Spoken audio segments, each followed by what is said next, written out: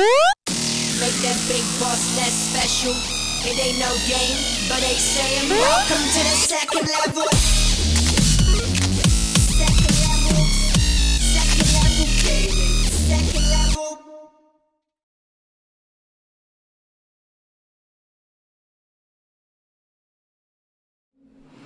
Hi, everybody. I'm Carol Mertz. I'm an independent game designer. That means I make games by myself. I've worked with a couple of studios here in St. Louis, a Happy Badger Studio and Butterscotch Shenanigans. I have ventured off on my own. I'm also a professor at Lindenwood University for design and game narrative, and I'm the executive director of aforementioned Pixel Pop Festival, which is a 2-day festival that celebrates indie, unique games and the people who make them. Hi, I'm Mary McKenzie. I run Volcano Bean, which is a small indie game studio based out of St. Louis. We have 2 free mobile games, Where's My Goblin and Sleepy Kraken, which are free downloads on iOS and Google Play. And we're also currently working on Battle Cakes, a snack-sized RPG, which will be out on console, PC, and mobile next year.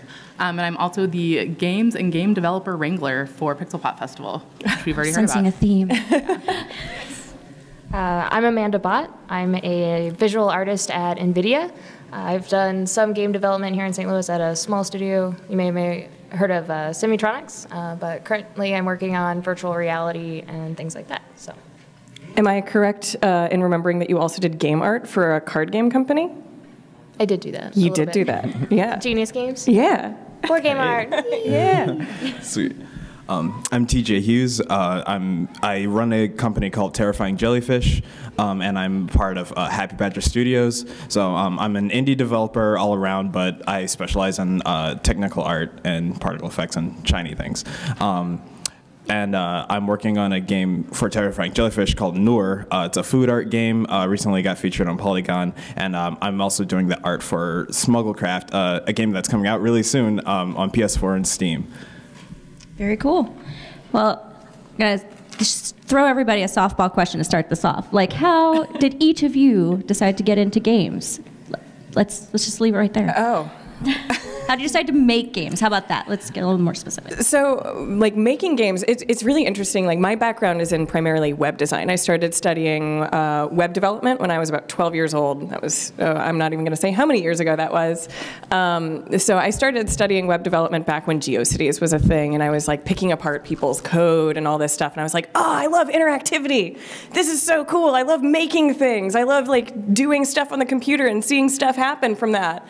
But I never really, and even though I was a huge gamer, I loved playing games. I never really considered game development as a thing I could do until college. I joined a game development club with a friend of mine and started exploring games in college as just kind of a hobby.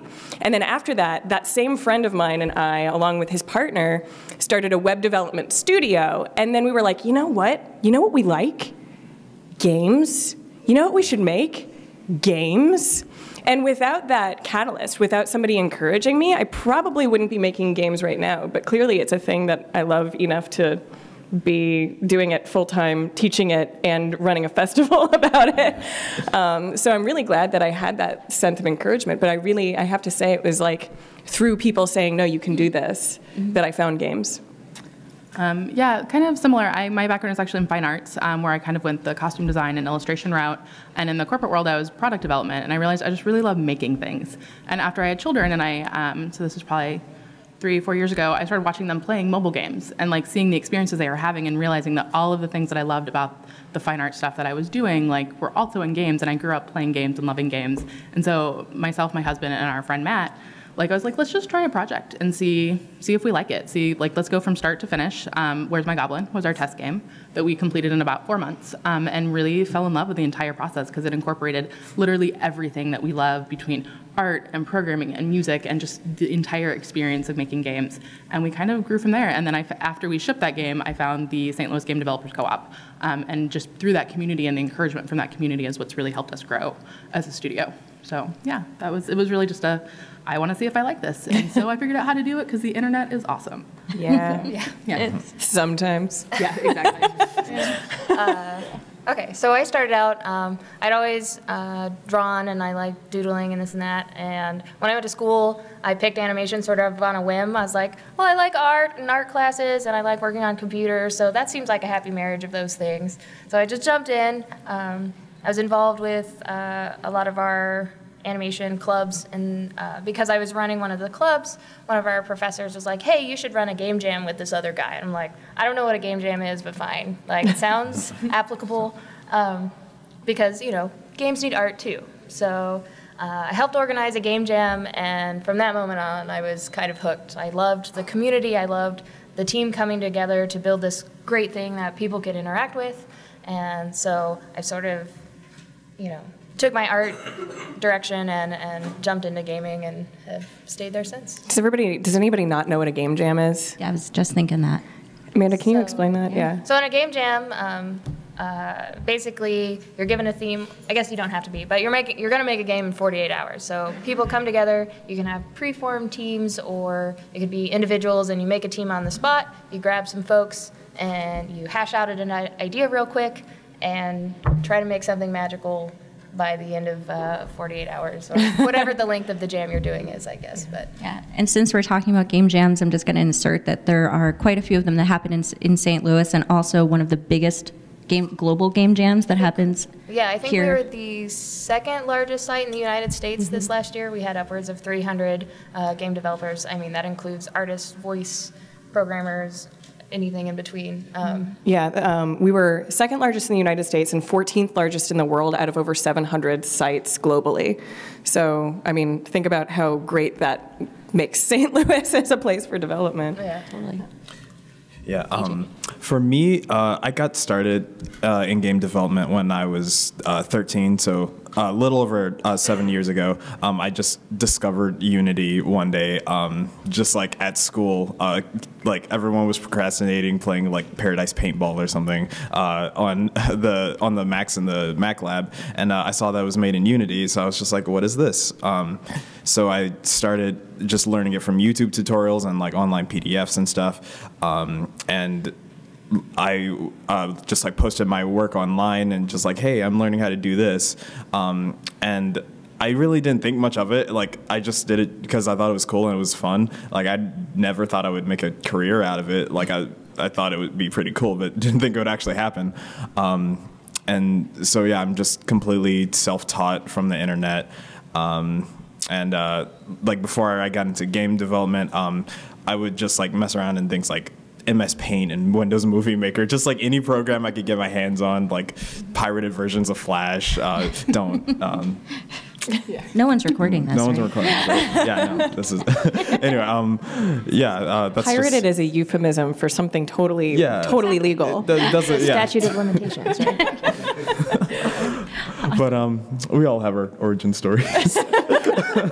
Great segue, TJ. I actually wanted to segue into like how, like, Amanda, you talked about going to school for animation, and both TJ and Mary talked about like getting their starts on the internet. How did you guys kind of, since once you learned about, okay, I know I want to make these, you're interested in Unity. I don't know that everyone in here knows what Unity is either. Like, there's so many opportunities online where you can teach yourself how to make games. Can you guys talk a little bit about those and kind of the growth and the education you did for yourself, whether it's formal or online? Yeah, so you'll be really surprised at like how much you can find through Google. Like, everything I know about game development, Google has been somewhere along the process of me learning it. And like what I do is anything specific that I want to learn, I just Google like how to do this really specific thing, and you also have to learn how to use Google to like really get you the results you want. So like there's a definite like kind of like pseudo skill involved in it, like knowing how to word things to where Google will get you the results you want. But yeah, I can't advocate for Google enough. Like, it's like seriously, just everything you want to know is just on the internet somewhere. Not everything, most things. If you're trying to be a doctor, like, no, just like go to school, but like. I was gonna say, also, if you pick an engine that you really love, most of those websites, like Unity3D.com, has a ton of tutorials from incredibly basic, like you've never touched programming, you've never touched Unity before, all the way up through really advanced tutorials. So, and I'm sure GameMaker does, and there's also really great stuff like Twine and Scratch that are browser-based that actually really lead you through it and get you used to the logic of programming. But yeah, really pick any game engine that you're interested in and just start on their website, because almost all of them have learning documentation. And then Google. And like TJ said, like learning how to ask the right questions is really the trick. Other than that, it's just reading and listening as many like YouTube videos and podcasts and just any information you can get your hands on. Yeah, forums really, really help. Like, definitely ask questions, but like research before you ask questions, because a lot of people will get annoyed when they're just like, oh, this question's been asked like a million times. But no, definitely like join forums, ask people questions. See, like you'll be surprised at how many people are out there to just like help you figure stuff out. Yeah, unsurprisingly, I'm going to echo that.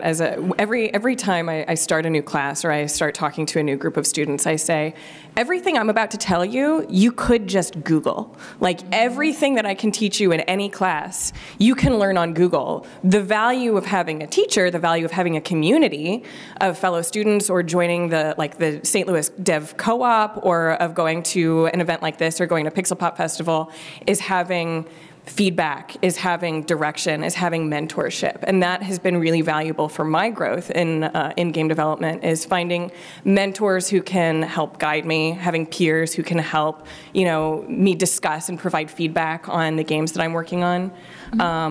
The other thing I will mention is the St. Louis Public Library. If you are a card-carrying member at the library, you get a free subscription to lynda.com. And there are really great web tutorials on Lynda for Unity and Unreal and all kinds of really great game engines. And it's just like free, like 8-hour courses on how to use these tools. Udemy is also a really good resource for really, really high-end tutorials. What do you say? Most libraries have the Lynda subscription. Not every library, but like I know we're in Edwardsville, Illinois.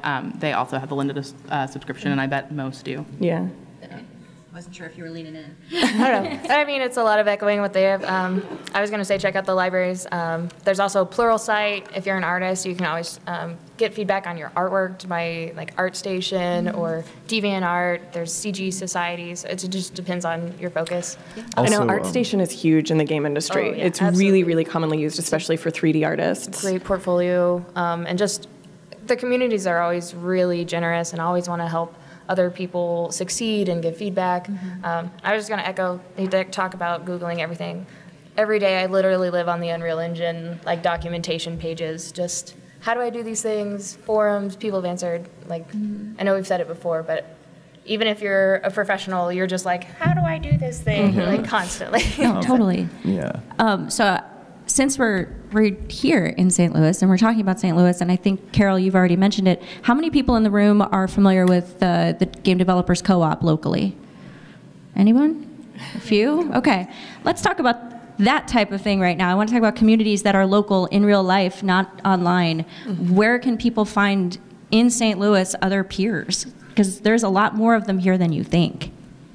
Anybody? Yeah, St. Louis actually has a community of well over a couple hundred developers, from anywhere from hobbyist and student to professional studios that are indie full-time, and NVIDIA, which is surprised. Did you know that there is a studio in St. Louis for NVIDIA and Riot Games? Riot Games, yeah. Creators of League of Legends, the most played video game on the planet. So there's a huge community of developers and people who are excited about making games, and we all, a handful of us, got together 4 or 5 years ago to form. Well, the meetup formed pretty much when you started working on the Game Jam, or just before that. The group was right around 2011. Yeah, so back since 5-6 years ago, there's a meetup group on meetup.com of just like events that happen monthly or bi-monthly. And since then, it has evolved. We've gone through different iterations of, structure of the community, but really what it boils down to is if you go to stlgamedev.com, you get a list of all the upcoming events, you get a list of all of the local published studios, and you get like all kinds of resources that are created for people working out of St. Louis. St. Louis Game Developers Co-op. Yeah. And I'm glad we get to talk about that on this panel because I didn't find the St. Louis Game Developer Co-op until, once again, I Googled it. Like, I was just like, are there any game developers in St. Louis? I just had no idea because every game developer I knew was just like on Twitter or something, or just like on the internet somewhere, like across seas or just like somewhere else in the country. But it was awesome to find a community of people who are doing the same thing like here, and it was the best. And it was how I found Happy Badgers and how they hired me. So yeah, it was awesome. It was the best decision. I used to employ that guy. Used to be my boss. I used to be your boss. But yeah, same. Like my studio actually, we made a game, and we kind of thought we would be on an island because I came after college. I was in Chicago and then New York City, and we came back to St. Louis after we had a family, and I just kind of assumed that there wasn't going to be that community, and we created our first game, and then I started Googling and found like just this amazing, huge local indie dev community that was insanely helpful about helping us push toward our next game. I guess second Pixel Pop Festival, we displayed our next game, Sleepy Kraken, at, and that was huge in getting playtesting and feedback and like pushing us forward. Otherwise, we probably would have stalled out and only made our first game and then just kind of called it quits. So, but yeah, like it's pretty. Amanda, can you speak from how NVIDIA got here? Do you have like kind of a perspective on that, or just why they're here? Yeah. It's not a very glamorous story, but like NVIDIA is based in Santa Clara, California, and eight-ish years ago, there was a company here called AGEA, and they were working on the physics engine for GPUs at the time. And NVIDIA was like, hey, we do physics, and we want to build PhysX and that jazz. So they bought AGEA, and a lot of the people that had worked at AGEA stayed, and they remained, and they just left the office here.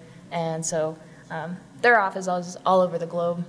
There's about 10,000 people at NVIDIA, and we have offices in Moscow and North Carolina and Beijing. And don't worry about it. Moscow and North Carolina. You know, those are the key words.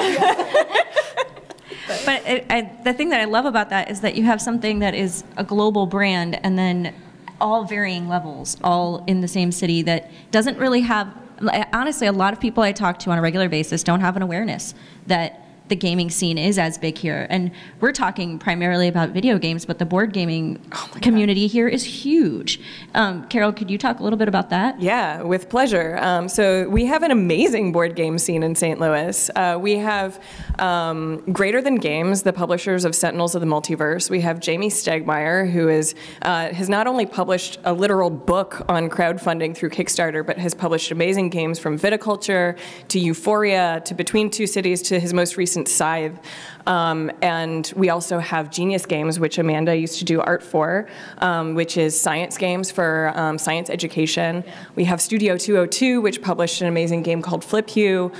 We just have this vibrant board game community. We also have Geekway to the West, which is one of the biggest Midwestern game convention or board game conventions. And it's just there's so many great opportunities for board game developers. I published my card game completely by myself, but it was because I had all of these amazing resources in St. Louis, these amazing mentors that I could go to for experience and for research. And it's amazing to know that these people are all here with us, and that we can just like go to a place like Geekway or Pixel Pop and just meet these people who are making the games that we really admire and look up to. Absolutely. And it, oh, sure. I just have questions. We're definitely leaving time for questions because I'm hoping you guys have a lot of them. Another thing I kind of want to talk through before we get to questions is Pixel Pop. Since three of us are you know, part of the Pixel Pop team, I'd love to talk to you guys about it and let you know that it's coming up soon. Carol's the executive director, so I might defer to you for a moment if you want to talk about. I've been talking so much. All right, I'll talk. I don't mind. Pixel Pop, the whole idea behind it is that there's 2 days that are going to happen at SLU in August that are all about the art of making games, making unique games, making interesting games. And ideally, we're going to have as many of you there to kind of talk through with professionals from here and from around the country about what goes into that. So do you want to talk kind of a little bit about the history of it? Yeah, so we started Pixel Pop as just an opportunity. Like I said, the St. Louis games community has only been really formed for about 5-6 years. And we started Pixel Pop in 2014 as an opportunity to bring players and creators together and introduce people who aren't necessarily interested in making games, but are really into the art and the craft of making games and are into the idea of unique, independently produced projects, and introducing those to the people in St. Louis who are doing that stuff, and providing an opportunity for them to meet and ask questions and play these new and strange and fun and small games that they might not otherwise ever hear about or ever get the chance to play. And that, we've been doing this since 2014. We've been having speaker sessions from both local and national developers and artists and content creators talking about what they do in games and talking about the process.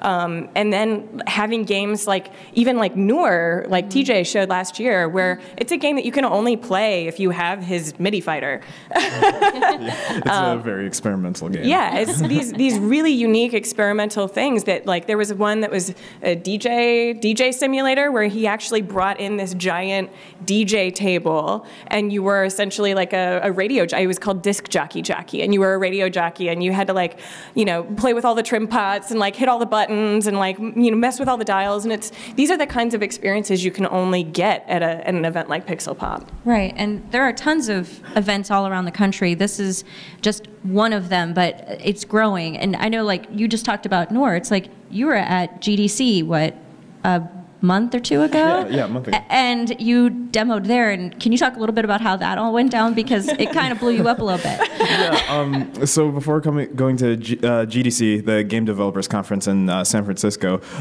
just on a complete whim, I just tweeted out, hey, I'm bringing my game Noor to GDC. And I uploaded a little video with it. It was just a bowl of ramen and just a bunch of noodles falling into it, and then a bunch of meat falls into it, and people just really liked it. So the tweet just blew up. It got 500 retweets and almost 1,000 likes, and just a lot of people in the game scene that I look up to saw the tweet. So yeah, anytime someone would recognize me, they'd be like, "Hey, can I demo the game?" In random hallways, I would just set up the game and just on the floor and just have a little chill out corner. And at one point, actually, someone who was legitimately demoing at GDC, they had a booth and everything, they let me take it over. Shout out to Diaries of a Spaceport Janitor. Those guys are awesome. Love you guys. They let me have their booth for a little bit, so I just set up my computer, set up my MIDI fighter, and people would just come by, and at some point we found a piece of paper where I just wrote Noor on it and put it over the banners so people would know that it's not Diaries of a Spaceport Janitor. And so yeah, people just came by and played it, and it was an awesome time, and it really showed me that just the humbleness of indie developers and the hospitality of indie developers. You'll find that it's a really friendly community, and it's not Globally, really competitive. We all try to boost each other up and promote each other's stuff, and so that was just a really great example of that, and it was just great. No, that's an extremely good point. Is I am not actually a game developer. I just hang out with a lot of them and help work on and help support the community as much as I can. And that's what I love about this community, is that the people making the games that you love and hopefully that you want to make understand they are warm, awesome people that want to help you. So going to events like a Game Developers, the GDC, or coming to Pixel Pop, these are places where you can connect with a lot of people that can help you grow, and that shows so much in what you were talking about, and I hope that's what we're going to bring out of Pixel Pop, and it's already what I've seen come out of it, so that's really cool. I want to say, it's really hard to grow without other people. Yeah. Yes. I would not be sitting here today if it weren't for support from people. Either, they had access to resources, or because I worked with them, they're like, hey, there's an opening here. I wouldn't have heard about that without them. Or, whether it's looking at my art and giving me feedback, or, playing my game and being like, hey, it's all right, but this is what would make it more exciting.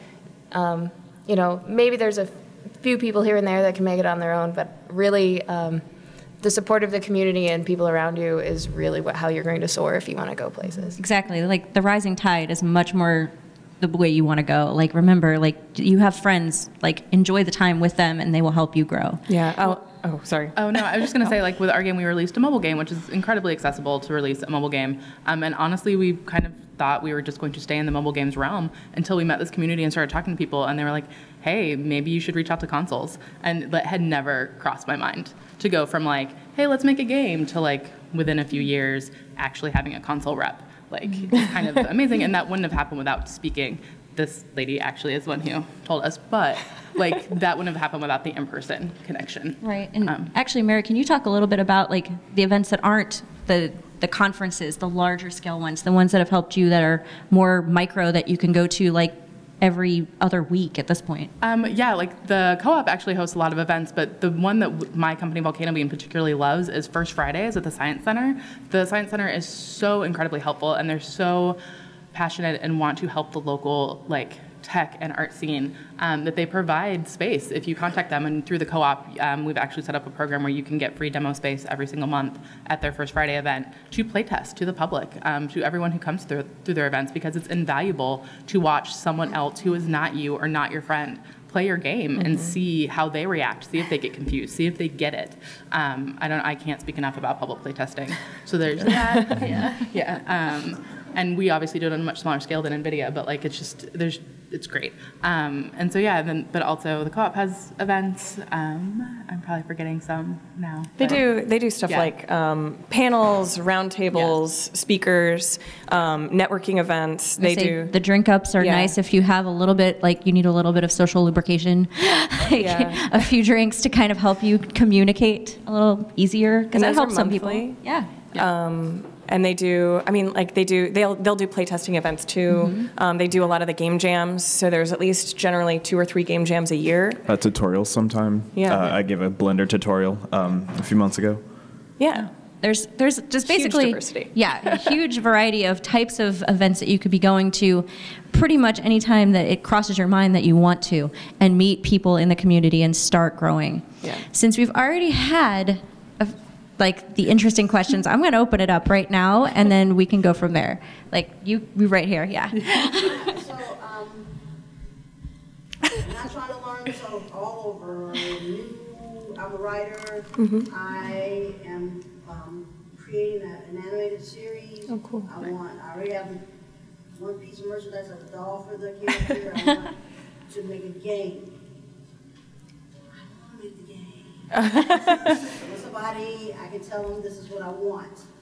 So, co-op, would that help me find somebody who can actually do the nuts and bolts of this? And I can say, okay, this is what I want to have happen. This is the way I want it to look. And I want it to be across all platforms. I was just thinking about mobile right now, but if we can go to council, I'm good. Generally, especially if you have a budget, if you have funding for the project, then you're going to have a lot easier time finding people. It's really, it's hard to find people who buy into your idea who aren't part of the original idea. And asking people to work for free is a really tough sell, right? So if you have budget and you have funding, then yes, absolutely. The co-op is a great place to go saying, I have an opening, I'm looking for a game developer, I want somebody to help me make this really amazing project that I'm super passionate about. Please do that. What are the rates hourly on something like that? Because I'm talking to somebody that's in California right now, and the budget they gave me was a little steep, although they said, well, maybe we could charge you monthly, which wouldn't be a bad thing. For a retainer or something. Yeah. High for what I was expecting. I think also if you approach and say like, when you start having this, say you do have a budget, and then start those conversations privately, not in the public forum, with what your budget is, and they can let you know if that's something they can work with or not, and whether or not that's going to be worth your time. Is usually a really great place to start with, because obviously it sounds like you do have some funding, or you could also like, you could do, if you want more funding, you could always look into Kickstarter, since you already have kind of a property that you have an identity for. But also it also sounds like you do have something, which is the other thing is like being like, I have this super vague idea and I need someone to make it for me is never a great idea. So yeah, having a very specific thing like it sounds like you do is fantastic. So maybe put out the call that you were seeking out developers and then start those one-on-one conversations with what your budget constraints are. But I can go to the co-op and find people. Yeah, I don't, is there a specific? There's on the co-op, there's a list of local developers, and then there's also a Facebook group where you can join the Facebook group and then reach out to everybody. And everybody's going to have different rates because everybody has different experience levels and things like that.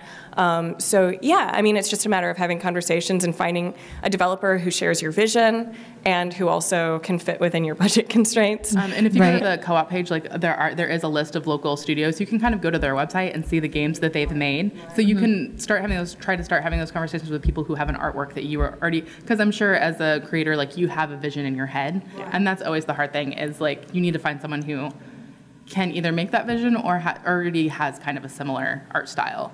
That will cut out a huge amount of heartache for you. And if you have, if you have more questions, and cards are up here at the end of the panel, so we can talk. Right back here. So I'm curious. I'm more of like a classic artist. I do like muralist, that sort of stuff. I do some writing, and I've had a little bit of experience with actually doing some kind of like dialogue code, just some various animated stuff and like couple of but I was curious, how does like a classical artist that deals more with like pen and ink, charcoal, acrylics, that sort of stuff, break into more like that like graphic digital sort of medium, or like the card coordinates and things like that. That's it.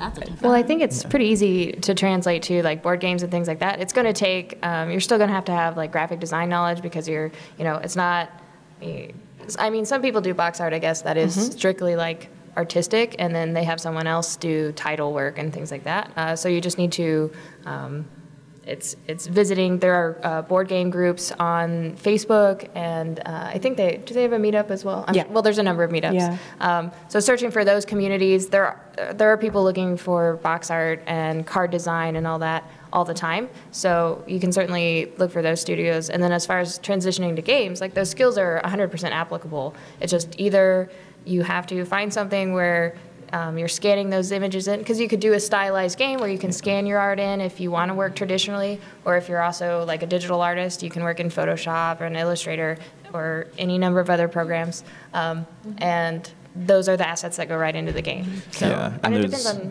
2D, 3D. Yeah, and there's a ton of like hardware that can also help you with that transition, like Wacom tablets, where you can just like draw directly on the computer, and ones where you can draw directly on the screen, like the Microsoft Surface computer. Things like that really help, along with like a good program like Photoshop or like Autodesk Sketch or something. Yeah, since I might personally, not my company, but I do a lot of hand-drawn stuff, and then I scan it into the computer, and then through Adobe products, I color it and then animate it. But I also do a lot of editing and tweaking, like maybe my line wasn't quite right on that particular sprite.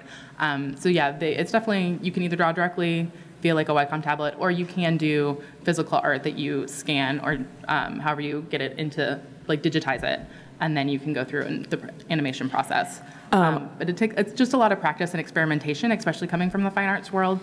You really have to figure out how you want to mesh those styles, and really there's nothing, you're never going to be able to plan that out. Like, it's just like keep iterating, keep doing it, and seeing what feels really good to you, and then you'll kind of find your way.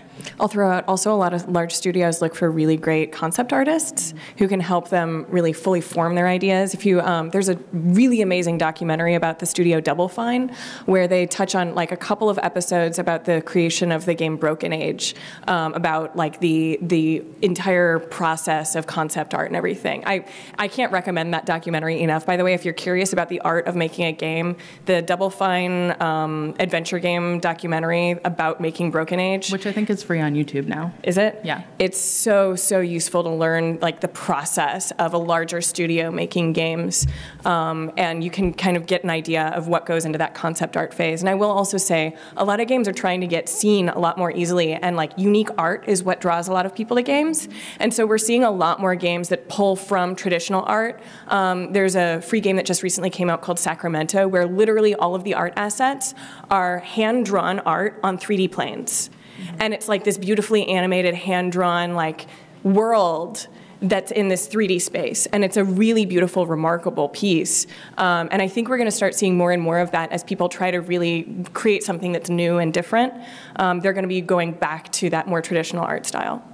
Is there like a social media sort of like group or like place to Specifically for artists?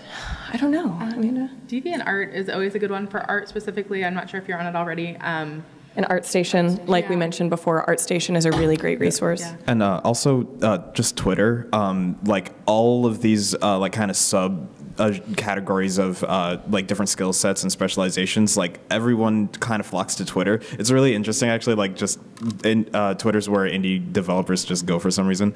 So like definitely get a Twitter account, like follow some people in the field that you really admire, and like people are definitely bound to like give feedback, and like it's like LinkedIn almost, except like a bit more social. And also for art, Instagram I found, because it's such a visual platform, has been really great for me personally, like just as far as having feedback and people seeing my personal work has been really great. Just, again, differences in platforms. And if you want local feedback, if you join the St. Louis Game Dev Co-op, we actually have a Slack channel. It's like $20 for a year. Oh, yeah. You get access to a Slack channel, and a lot of developers are on there constantly. And we even have like a sketch daily, and folks will throw up things they're working on currently, and there's always a lot of great feedback, and people, like we've said before about the community, we're always willing to jump in and help. So if you're a part of that and active, you're going to get a lot of people will support you and help you get to where you want to go. Yeah. Right here. First off, I guess I'm not doing Google searches. Right?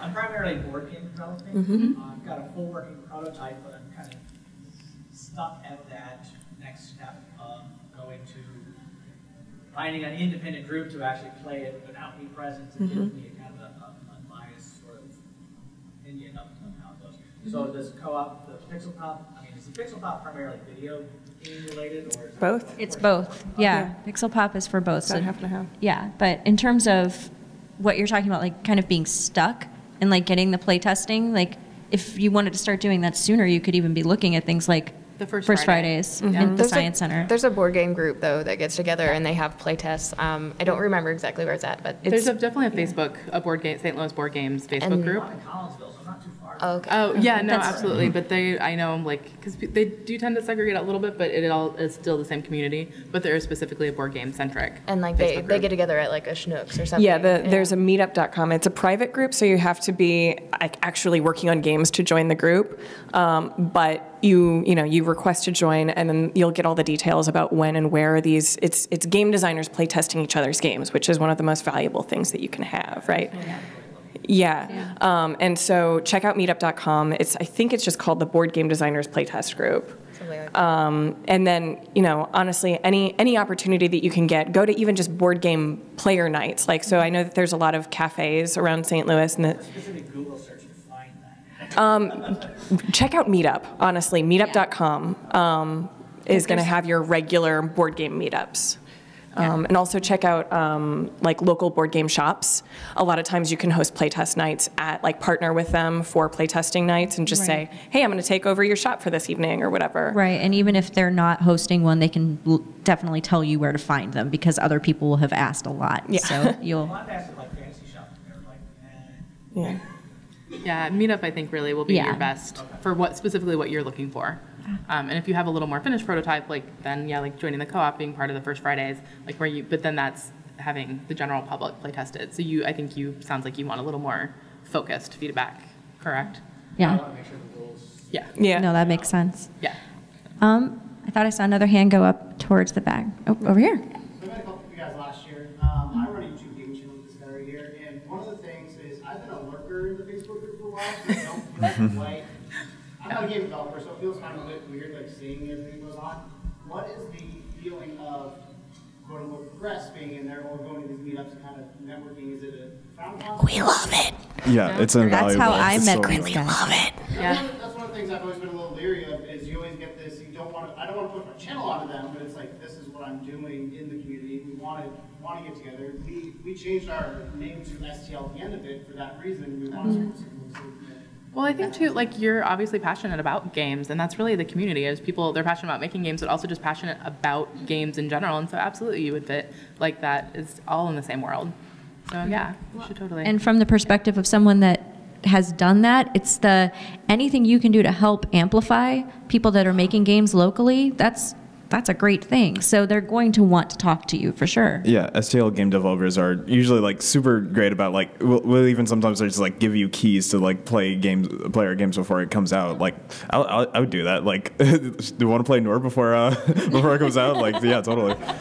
It's a matter of like being able to like give and take, right? Like, so I mean, we're helping you, provide content for your channel. You're helping us provide visibility for our projects, and that's really an awesome relationship to have. So yeah, that's another kind of goal of Pixel Pop, is to help bring like local writers and local press and local content creators into the community and make them feel more like a part of it, because truly you are.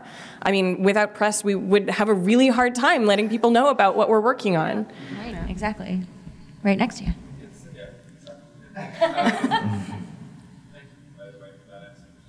This is more directed at TJ, actually. You guys have a pretty successful Kickstarter. I wanted to know how that whole process was, because Kickstarter's kind of a wild thing. Oh yes, it is. Wrote pretty well, man. So, like, what do you have to say about that whole process? Yeah, so it was like kind of nerve-wracking, actually. That was the first like Kickstarter that I was actually directly involved with. But yeah, our goal wasn't super high. It was just like 15K. But we got most of it in our last day, and so that's what really makes you nervous about Kickstarter, because like we were going into that day thinking, okay, maybe we're not going to make it. We have a plan B. We're going to start going towards that. It was sad. We even bought like a cake and everything. We were expecting it to be like a failure cake or something, but no. Just right at the end, we started just getting a flood of donations. Someone donated like $500 like right at the end, and just set us over our goal, and like it was insane. We were like just cheering in our office, and so yeah, it's a really unpredictable sort of thing where you get a lot of money in your first day, a lot of money in your last day. It goes different for every Kickstarter. Some people will have it like a steady stream. Some people will go like way over their goal like halfway through, depending on like how viral your idea is, I guess. But yeah, it was awesome like to just like get that goal in the last second. It was super clutch, and yeah, we had some cake that day. Well, Carol also has some experience with that, and yeah, do you want to talk about? I've run 3 Kickstarters. Yeah. One for the very first Pixel Pop, one for a video game that failed miserably with actually Happy Badger Studio. It was a really beautiful game, but it was an art game that not very many people were super like could wrap their minds around, I guess. And then one for my card game, which succeeded. And I will say, like, it's a toss-up. And having somebody like Jamie Stegmaier in the city, who you can go to for his blog on stonemeyergames.com, has so many amazing Kickstarter resources on how to set up a great Kickstarter campaign for a game. Like, this is not just board games. This is for any kind of Kickstarter campaign. And like really being able to like reach out and ask local folks for help and feedback on the Kickstarter page before you ever launch. Genius Games is also a huge resource for Kickstarter help, because they've had so many successful Kickstarter projects. It really is just like a matter of figuring out, what it is that's important to you, how to promote it during the Kickstarter, and that it's never an easy process. It's always going to be stressful, and it's always going to be a little bit nerve-wracking. But if you can pull it off, it means that like hundreds of people literally donated money to help your dreams come true. And so that's the magic of it. Yeah, but it is definitely a very tricky business. So.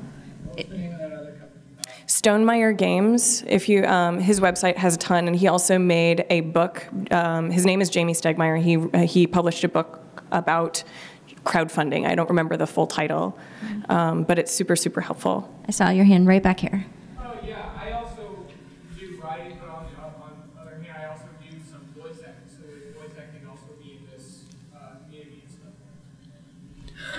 Yeah, there's definitely definite uses for voice acting in communities for games.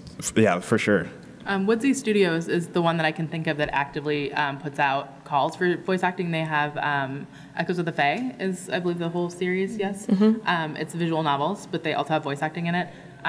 But yeah, like that's one studio I can think of, and I know there's other larger studios, but. Yeah, and I know they generally do their casting through voices.com, I think, and other online resources, but they also always announce their casting calls through the co-op Facebook group. Right, and correct me if I'm wrong too, but like whenever we're talking about game jams a lot, that's a resource that's needed while you're there. So even if you're not necessarily making the game, you know, in the weeds of the dev, go to these game jams because they're going to need you there.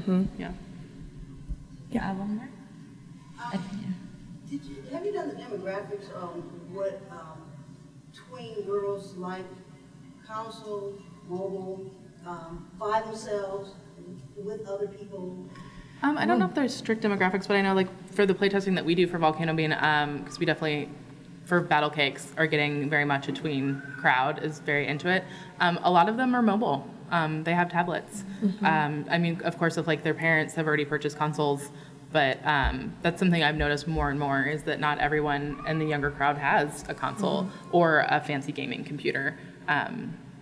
And Nintendo is generally more popular with the younger crowd, and I think studies have been done that girls generally lean more toward cooperative games if they are going to play multiplayer. I think a lot of people are drawn to multiplayer, and I think generally, I mean, I think everybody loves cooperative games, but I think if you're looking at like an actual gender demographic split, girls are definitely more in the cooperative camp than the competitive camp. Generally speaking. Yeah, generally. Caveat, like big asterisks on that, but yeah.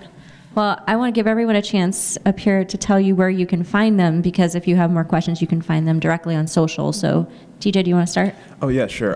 So I'm on Twitter at _TJ5, like TEEJAY5. And all my art is on my website, terrifyingjellyfish.com. That's where you can find like everything I do, even like unfinished stuff. I just throw it up there. And I'm pretty much on everything else too. Yeah, Instagram, Facebook. Yeah, just look up Terrifying Jellyfish or TJ Hughes. Yeah. I'm not as social crazy as these kids. You can find me on Facebook under Amanda Bott, and if you come get my business card, you can email me. And that's me. You can find me through Volcano Bean, which is volcanobean.com, or at Volcano Bean, the two words volcano and bean. We're on Twitter. Volcano Bean. Yeah, that's our intro. But you can also find me at marymck.com or Mary McKelly on Twitter. What are the easiest ways to find me? I'm on Twitter at Carol Mertz. I'm at carolmertz.com, and you can find Pixel Pop, or unless you want to. No, go for it. Pixel Pop is Pixel Pop Fest on Twitter, and pixelpopfestival.com, and we're also Pixel Pop Festival on Facebook. Keep an eye on us. Sign up for our newsletter. Let us know if there's anything you'd like to see at the upcoming festival. Absolutely, and starting here very soon, we're going to be sharing some videos that were taken at last year's Pixel Pop Festival, talking about a lot of the stuff we've been talking about today. So watch for that. It's going to be a YouTube channel series that we're really excited to share, so it gives you an idea of what you'll see there this year in August. And I'm Wendy Buskey. You can find me on Twitter at Wendy Buskey or at Nerd for a Living. That is the podcast that I run. Thank you guys so much. Live long and prosper.